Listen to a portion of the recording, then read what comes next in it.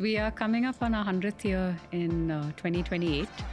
So it is a seminal moment for us as a business and as a family as well. When I look at Nalli saris, they're premium. There's heritage. It's almost emotional. Most people will relate going to a Nalli's for a special occasion. But they didn't really have those kinds of jobs in 2006. So I'm talking 20 years ago. Right? In a day and age of speed and turning products around, you're working with a group of artisans and you're working with weavers where, a sari will take as long to get woven. And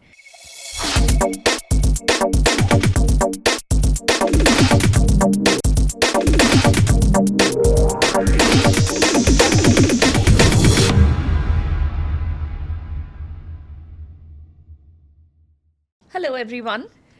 It's an absolute pleasure and a joy to bring and introduce our guest today, Lavanya Nalli, and bringing her and welcoming her to a table of her own. Lavanya is the vice chairperson of the Nalli Group, one that represents heritage, culture, tradition like no other brand. I can't help but say I've been super excited about this conversation, Lavanya, because Nalli is a brand that I've known since my growing up years and something that has always been exciting and that I've looked up to. Pleasure to have you here today. Thank you. It's a pleasure to be here, and those are very kind words. As we open up this conversation, Lavanya, I cannot help but get back to yours is a brand that's soon to complete a whole century. I mean, amazing. I don't know how many brands in India we can really say that to, a few, but amazing. And as someone who represents the fifth generation, would love to start with your getting into the business. How did you define your role at the helm of this business? Also, in terms of stuff that you thought was absolutely non-negotiable as you protected that brand and heritage, and things that you also knew you wanted to change. I'd love to hear both sides of that. Thank you. So yes, we are coming up on our 100th year in 2028. So it is a seminal moment for us as a business and as a family as well.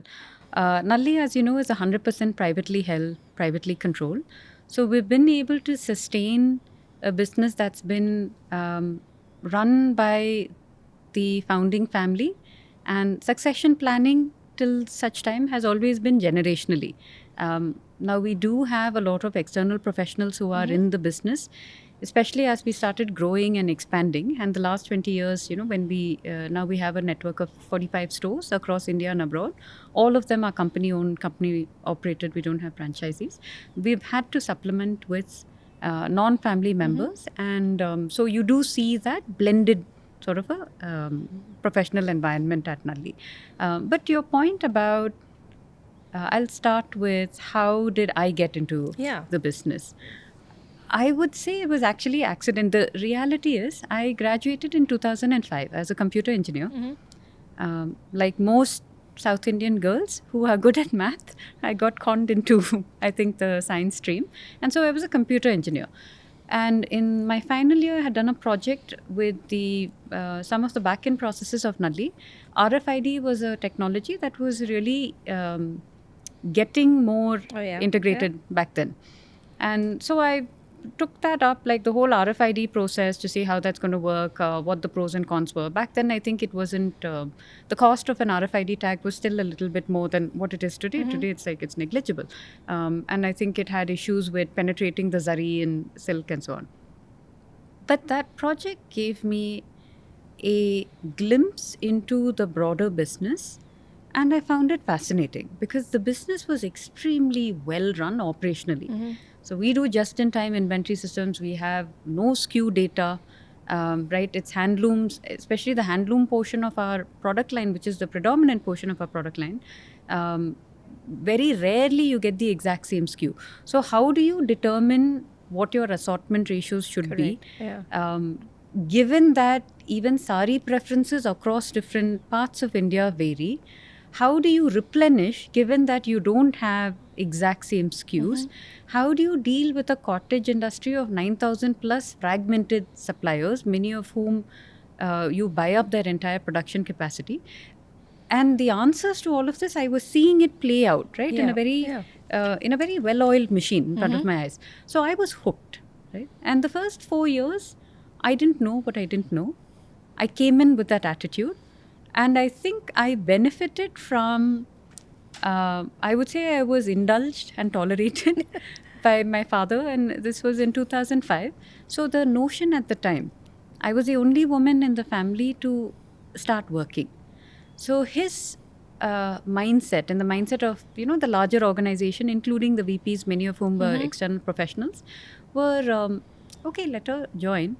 She's passing the time till she gets married. How much harm can she do? Yeah, I can almost picture how that must have been. Yes, right. Yeah. Like it's a traditional, conservative South Sure. Indian family, and like a privately held company. So you have to understand it within that Correct. ecosystem, Yeah. how they would envision a 21-year-old girl, who's joined the company, and she says, "Look, Yeah. I want to learn and I Yeah. want to grow." Um, so one of the good things with that, right? When I look back, is there a better way it could have been done? Yes. Is there a better way that I would like to do it for future generations should they choose to, enter the family business? Yes. And I think the Murugappa Group and a lot of these companies do this really well. They have a family constitution, they have a rotational leadership program, they have a leadership track. Correct. Right? To how to get somebody who's interested in the business the support and the training needed so that they are set up for success, right? And then they start out at some of the smaller business units and they move into something Correct. else. But I was sort of just thrown in the deep end. Yes. The benefit of that is there's no one scrutinizing your mistakes. So I really got a chance to understand. I just went to the salesperson and I said, listen, you teach me everything about saris because I don't know anything about textiles. And he said, the only way for you to learn is you stand, right? You stand behind the counter. Yeah. And when I'm doing sales, you stand and you watch me do it. Yeah. So I would watch him do it. And during the slow periods when there weren't that many footfalls, I'd ask him and I'd say, how can you tell the difference? And he'd say, it's just touch. Through touch, you'll come to know that this is silk cotton and this is, this is silk cotton, more incidence of cotton. This is silk cotton, more of silk. This is poly silk with a little bit of cotton. So that was useful, right? Then I sat near the cash counter, and when customers would come in, I would notice them and I would ask them queries, and did you find what you were looking for? They didn't know who I was. Yeah. Right?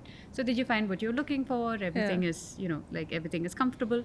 And I love that. And I love the fact that we had such a rich environment. You could directly see your consumers. You could learn on the ground what was happening. And 4 years into the family business, I realized that I am hitting the limits of what I can learn from within the business. And I was still young. I was 24 years old. I was not married and I didn't want to really be married. But I was coming under a lot of pressure from my mum, who really reminded you the clock is ticking. Yes, multiple times a day, in fact. And so I just wrote to business schools because I somehow got it in my head and said, look, let me go outside and get an external education. Also, I wrote because in 2006 and 2007, India was very different. Yeah. VCPs were not, PE companies were there, but VCs were non-existent, startups were non-existent. Correct. Other than engineering or medicine stream, there were very few places that you could go to. If you wanted to learn something about retail, where would you go? And so getting an external education made sense to me. Getting an MBA made sense to me because I also wasn't an economics graduate and I didn't know accounting and I didn't know economics. On a lark, I wrote to Harvard, got into Harvard. I don't know what they saw in me. But then after that, I had the benefit of that MBA from Harvard, and I saw what the US economy was like and what their clients and what Fortune 50 clients do well. Very different reality from what, India and a family business within India would do. Came back to India, joined as a VP. This was 2013. So when everything was just exploding, everything was in a high growth, territory. People were building. Right? The ecosystem didn't exist. We were part of that group of, leaders who were actually building it from the front. And it became evident to me. E-commerce is here to stay. This is not about discounting. That may be how they get the fast movers in. But this is a legitimate industry. It is going to be a massive disruptor. And I joined Nalli. I came back the second time around with a vision and a clarity. And I said, look, now I've had the benefit of the Yeah. MBA, the McKinsey experience and all of it. I've seen from the inside in this.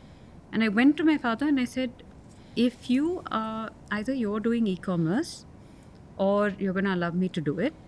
Once I start doing it, I don't want you putting hurdles in my path. Now, if you think that this is something that's not in line with Nalli, that's totally fine. I will be a career professional. But I have the passion to do this, but I'm not going to do it if it's going to jeopardize our family Right. relationship because you need to be on board with it, right? So I need a clear answer. And he said one thing, Nalli is all about profits. You do whatever you do to benefit the brand. You are a brand custodian and a steward. Remember that we are not owners, right? So you're a brand custodian and a steward. So keep the brand name alive. You have to stay to the tenets of the brand, but whatever you pick up has to be profitable. As long as you're able to do that, I have no Yeah. issue with it. And Yeah. that was my second journey. Lavanya, I loved listening to that whole story of your journey and what that was like. In fact, that last bit, I could almost picture the conversation between you and your dad. That clarity and purpose with which you came into the business and what you wanted to do versus being so conscious of the heritage he had built and uh, built for you, actually, in some sense. So I'm curious, when you look at building on that heritage and your thoughts on e-commerce, which almost feel like the risk of commercializing the brand, could there be dilution there? I'm curious, how did you think that through? Tell us a little about it. Interesting, and thank you for that question. It's interesting because I feel like every generation, when I look back at our family's history, every generation of leader has Yeah. grappled with this in Yeah. their own way. Yeah. With my father, I think his seminal moment was when he realized that this brand has the ability to go beyond Madras. Because we had the one flagship store in Madras. What my grandfather did was he expanded it. So the store went from a smaller store to like it almost now covers the whole block, Yeah. right? And slowly he sort of expanded it, bought the land behind, bought the Right. land on the side, and then the stores become. If you look at it from the front, the flagship store, which is in Panagal Park, it looks fairly small. Yeah. But once you go inside, it just opens out, and then Yeah, it's a yeah. massive kind of a Been building, there. Yeah. right? And what my dad did in the late 80s, early 90s, the very first store he set up in Delhi in 91. So it was him who said Nalli has something to offer beyond Madras, Yeah. right? And he had his own doubts. Back then for him, it was, why will somebody in Delhi want to buy a Kanjivaram, Correct. right? But he had this vision of, no, we are from Kanjivaram, but we are really weavers. Our community comes from Yeah. a community of weavers. We're not really traders. So we are from Kanjivaram, and so that's what we know. But for us, sari is now our business. That's our trade, right? And it's saris for wedding, it's saris for everyday occasions, it's saris for everything. And any woman in India should be able to resonate with that. So we Yeah. will go to Delhi. So he went to Delhi and he had an idea. This is back in 1989 to 1991. So Yeah. what market research, what market study? Correct. Yeah. India was a very different India back then. Absolutely. Even bankruptcy laws weren't really there. So Yeah. even getting the funding to go and set it up was a non-trivial activity. So he did all of that, set it up from scratch. And his vision was, in the first 6 months, we'll figure out what's working, right? And so he figured it out, right? It was like we had a very good reception Yeah. from the people of Delhi. And in the first 6 to 8 months, he figured it out, right? Like how much Kanjivaram, how much Banarsi, and not just the varieties, but fashion is also about the design language, right? It is, Within yeah. Kanjivaram, is it the vintage design? Is it the contemporary design? Does this clientele here, does this market favor a particular style, right? Is it more gold, less gold, right? Is it more subtle colors, right? Or they want darker colors, deeper colors? There was distinct significations of color, design, pattern across the different parts of India. He drove this, right? He spearheaded this with the very first store in 91 and then multiple stores in Delhi, Mumbai, Hyderabad, and so on. The same thing was what I was faced with when I thought about the e-commerce story, Yeah. right? is e-commerce right for Nalli, right? Am I diluting the brand in some way? How do I make the economics work, right? Because Correct. that was a Yeah. whole other problem. Because in 2016, when I thought about e-commerce, right, which like from 1991 to Yeah. 2016, a lot had shifted. Now the issue was that the e-commerce consumer in 2016 was used to paying for was expecting discounted products, Yeah. right? And so it was a deal seeking format. Can Nalli exist and make a genuine business model in such a format? So these were all the questions that I had coming in. And to answer your question directly, so see, these are the realities of the format that you play in. The Yeah. realities of the category, the realities of the format, and Correct. you have to be adaptive. Correct. But what are the tenets of the brand, right? Yeah. What is it that makes it a 100-year-old brand with a certain continuity and a certain cohesiveness, right? Yeah. And those things were really, there were certain things that we wouldn't change, like discounting. We have been no discount since 1940s, Yeah. right? Yeah. We shifted to a fixed price model because in the 1930s and 1940s of India, a very far time, Yeah. long back, fixed pricing was not a thing, right? Yeah. And so and back then, for who was at the helm of the business at that time, Yeah. it was almost heretic to say that Yeah. we're going to have fixed pricing. Correct. Right? It was almost insulting to the consumer Yeah. because the expectation was almost bargaining. That was what India was Yeah. like. And now in e-commerce, if you look at Yeah. almost 100 years since, Yes.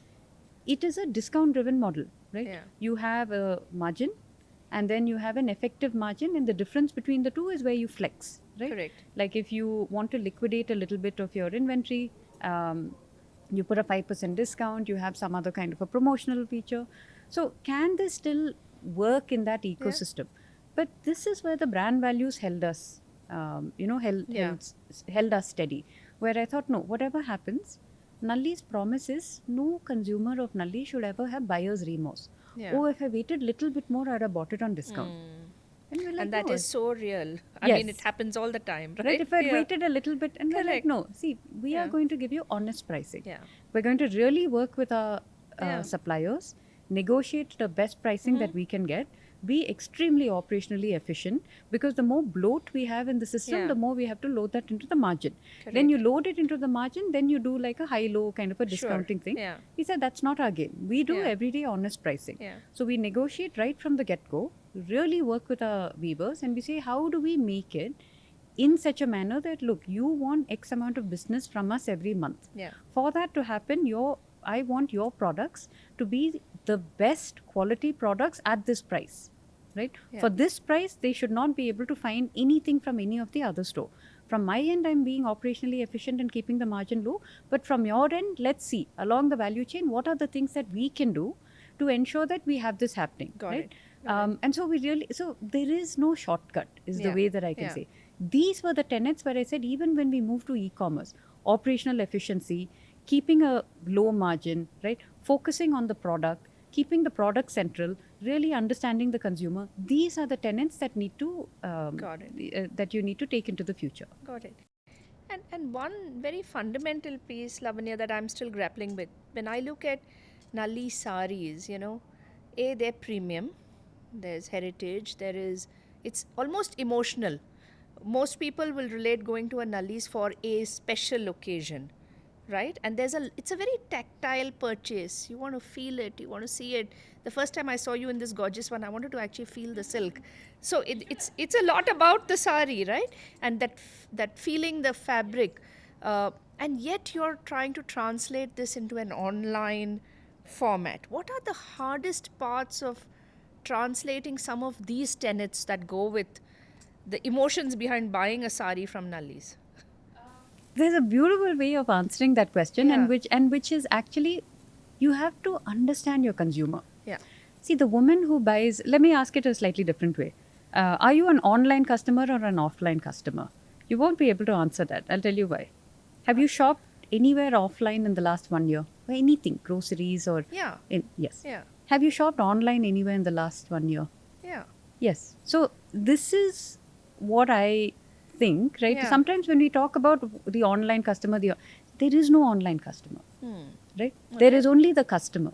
Yeah. Based on her requirements and her usage patterns and her needs, she chooses where she wants to shop, Yeah. right? If I am willing to wait for a certain product, I may buy it off of Amazon, right? Maybe it's an electronic product or whatever it is. I do my search and everything, and I'm willing to wait. If I don't want to wait, I may go down to the Chroma, which is down the street, and then just buy it, right?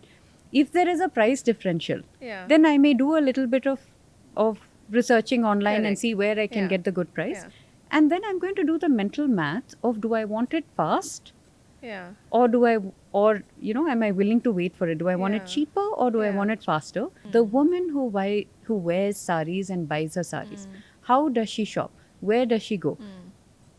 Maybe when she's buying a sari for a wedding in her family, or her own wedding, or her daughter or her sister or someone who's a close relative, she seeks the experience, both for the experience of shopping as well as, because you want to touch and feel and see it.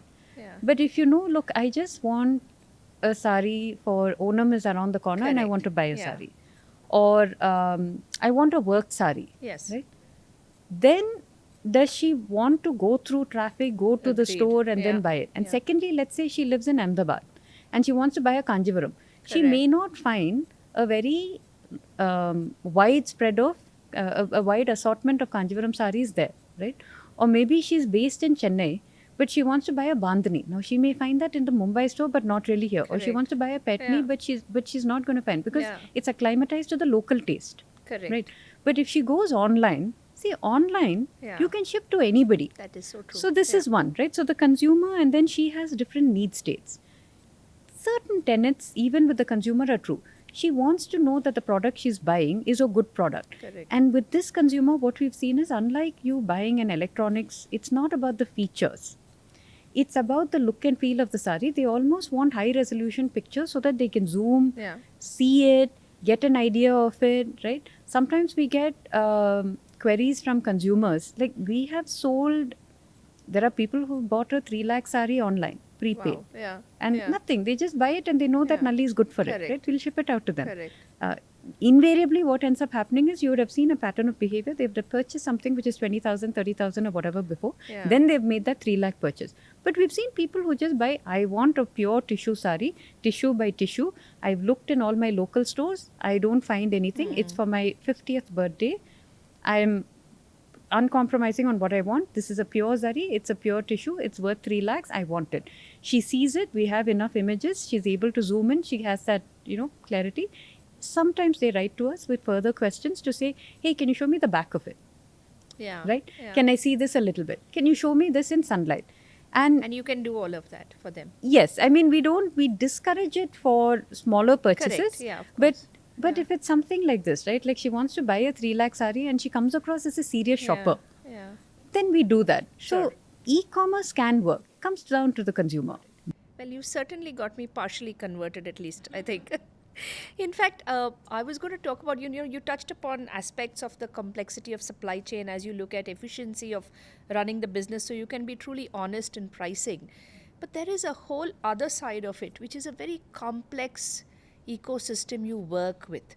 In a day and age of speed and turning products around, you're working with a group of artisans and you're working with weavers, where a sari will take as long to get woven, and like you said, you may not have an identical weave, it will be a little different.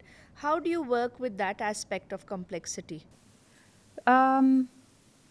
Okay. I mean, especially as you look to scale, right? When you're looking at scale, you're looking at speed. Yes. How do you... The reason we've been able to do just in time, and this is from data point of one, right? Like, when I reflect on my business, I share, and I'm not saying that this is how others do it, but maybe it offers an insight into how we do it, and then you're able to sort of see it. 45 plus stores, right? And all of them on just-in-time inventory, all of them running on a very strong operational and profit-oriented model. How does this work? What we realized is it becomes easier for you to coordinate once you centralize certain functions, but you lose out also on certain things.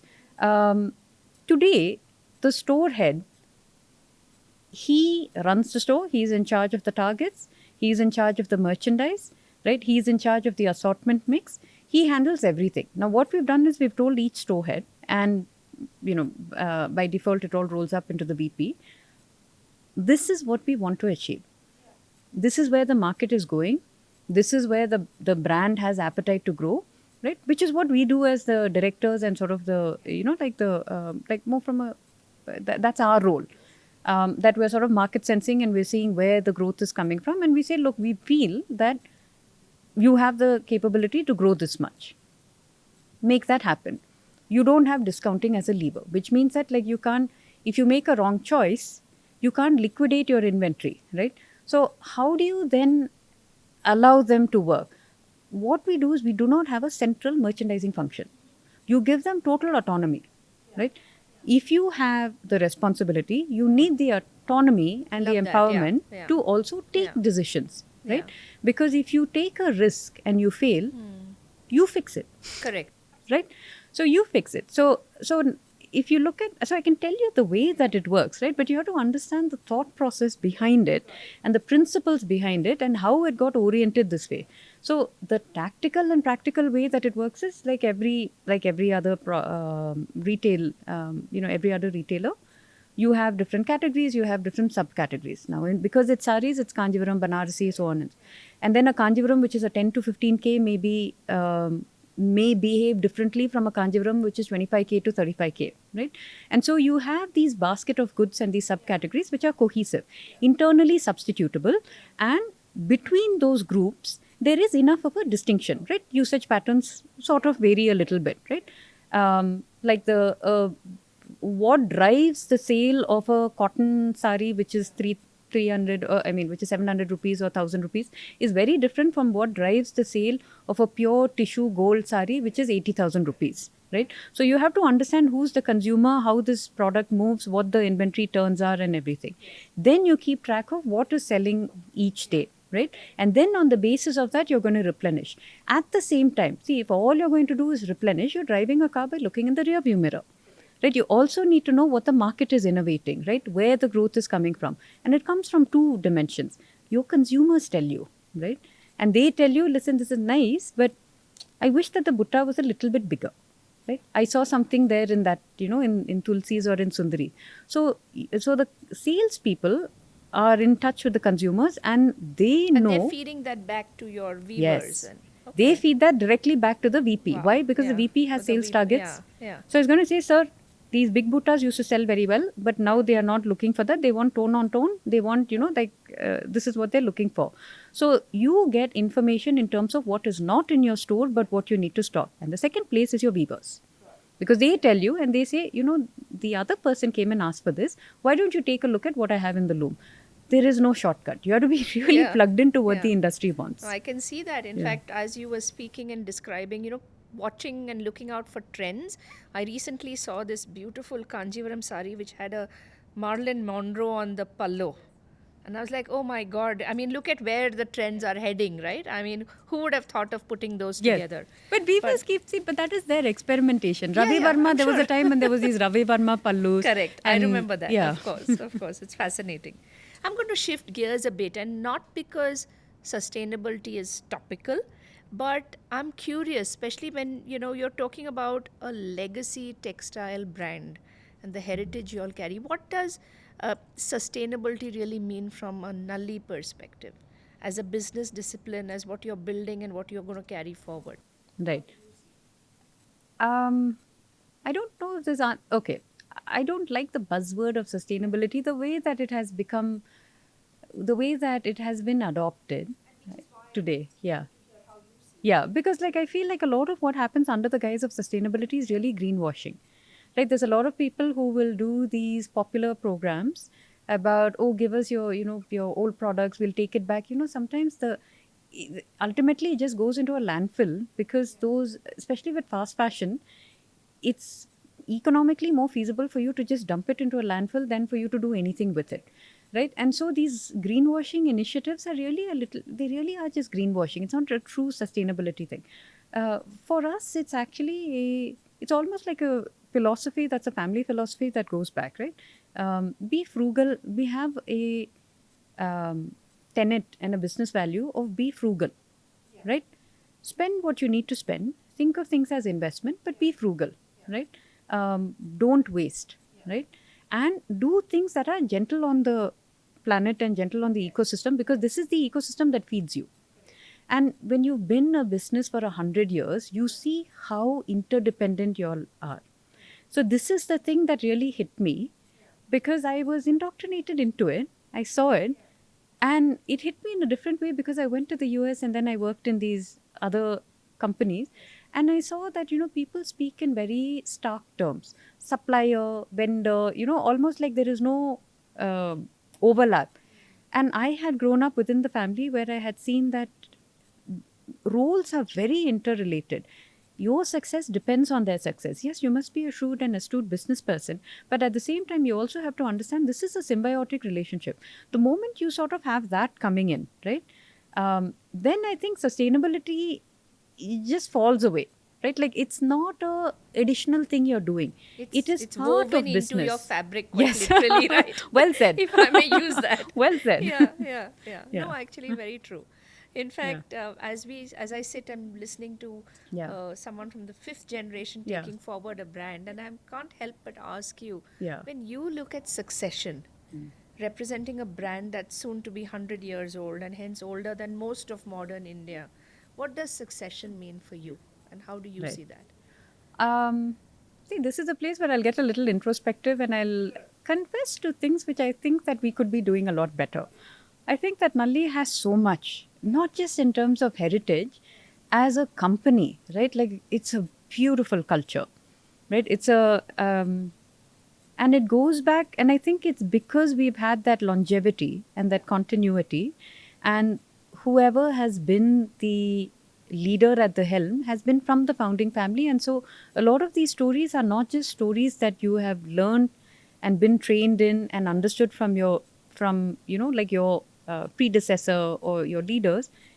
These are stories from the dinner table conversations. 1980s, 1990s India. See, we were a nation which had institutional voids, right?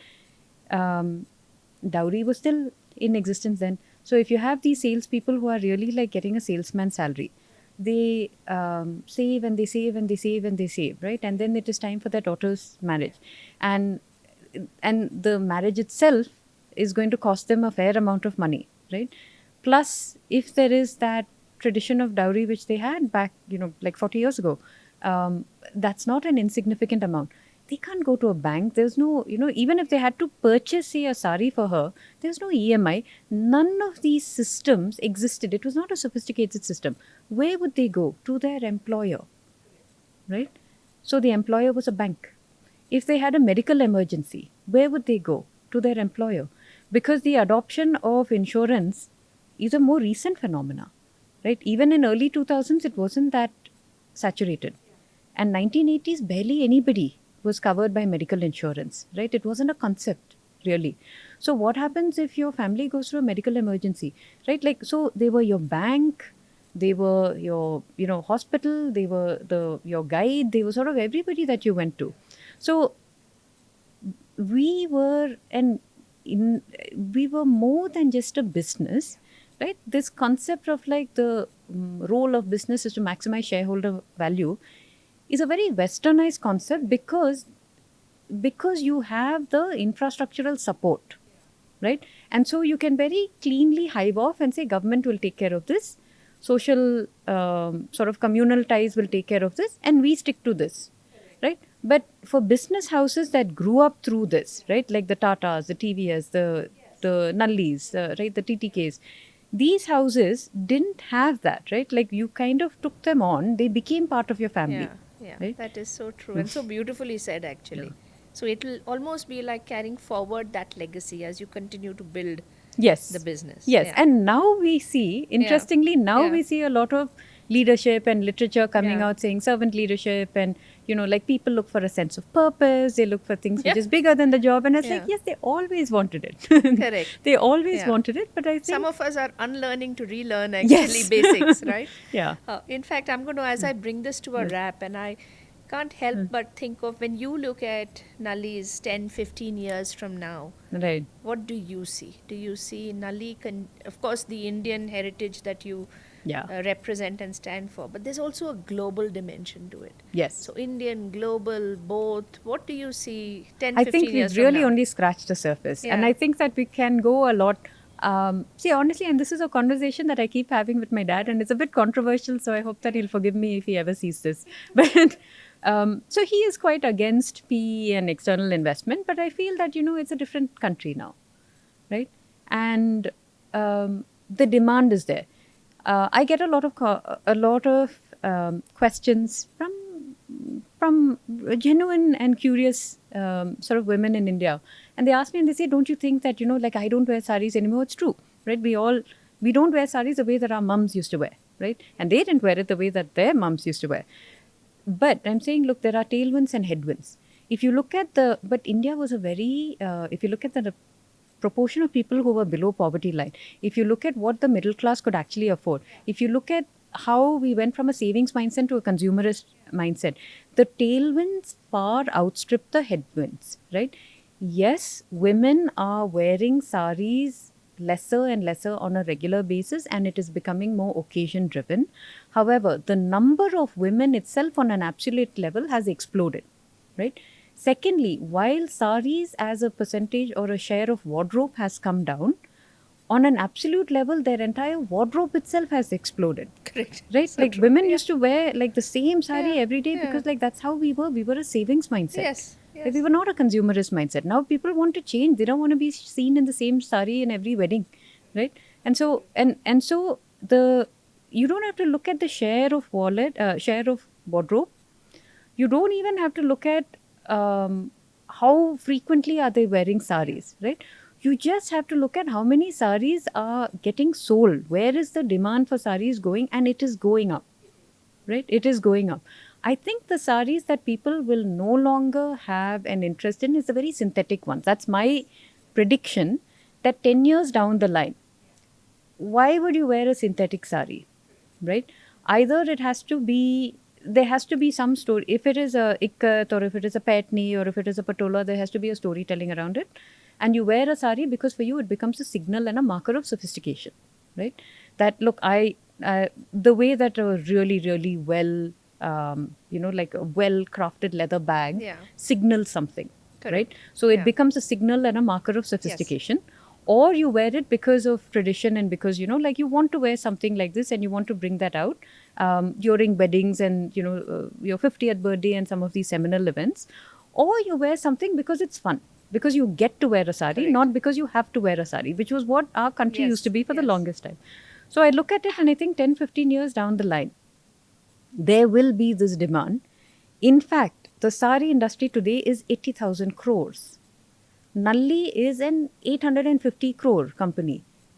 Do the math. We have barely scratched the surface. So I shouldn't be wondering about, even if you take that 80,000 crores and you remove the synthetic segment and everything, 30,000, 35,000 crores of addressable market. We've barely scratched the surface.